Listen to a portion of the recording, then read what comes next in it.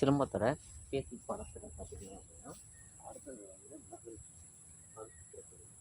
இந்த power situation நம்ம வந்து ஃபஸ்ட்டு வந்து முன்வெட்டு போடுறோம். முன்வெட்டு போடுறோம் ஒன்று, இந்த முன்வெட்டு போடுறோம் ஒன்று ரெண்டு போடுறோம் இல்லையா, இந்த போட்டு அதை அப்படியே காலம் மடிச்சு கையை மடித்து அப்படியே பகுலில் வைக்கணும். பகுலில் வச்சு திரும்பி ரிப்பீட் பண்ணிட்டாங்க. 1 2 திரும்ப திரும்பும்.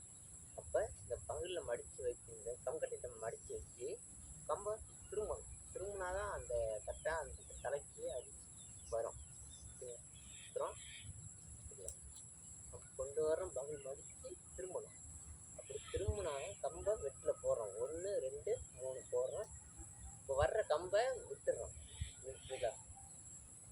இந்த கம்பை கம்பக்கட்டுக்குள்ள விட்டோமா, விட்டு திரும்ப மடிச்சிடும். மடித்து ரிலீஸ் பண்ணிடுறோம். புரியுதா? 1 2 இந்த கம்பை விட்டுறோம், 1 2 போடுறோம், அப்படியே மடிக்கிறோம். மடிச்சுட்டு அப்படியே ரிலீஸ் பண்ணுறோம். விட்டுறோம், வெட்டு போடுறோம், வெட்டு போட்டு கையை மடித்து உள்ளரிக்க வச்சு திருப்பிடுறோம். திரும்பணும் நல்லா. கம்பை மடித்து உள்ளரிக்க வச்சு வெட்டு முதல்ல பார்த்தீங்கன்னா 1 அப்படியே மெதுவாக வெட்டு போட்டு கையை திரும்ப அப்படியே திருப்போம். திருப்பி கம்பக்கட்டுக்குள்ளே வைக்கிறோம். வச்சுட்டு நம்ம திரும்பணும். திரும்பி கொஞ்சம் வரணும். இதுதான் இது பகுல். ஈஸியாக வரும்.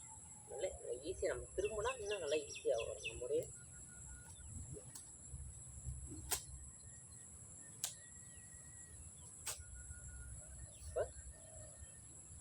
நம்மளே நேரடி காலில் நம்ம ஏற்றி போடலாம்.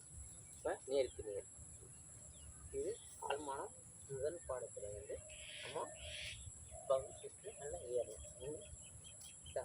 திரும்ப இந்த பகுலை மடித்து 2 பகுலை மடித்து பகுல் வைக்கிறோம். கம்ப்யூட்டரில் மடித்து திரும்புகிறோம். இது பகுல் சுற்று அல்லது கம்கட்டி சுற்று அப்படின்னாங்க இந்த பாடத்தில் பேர்.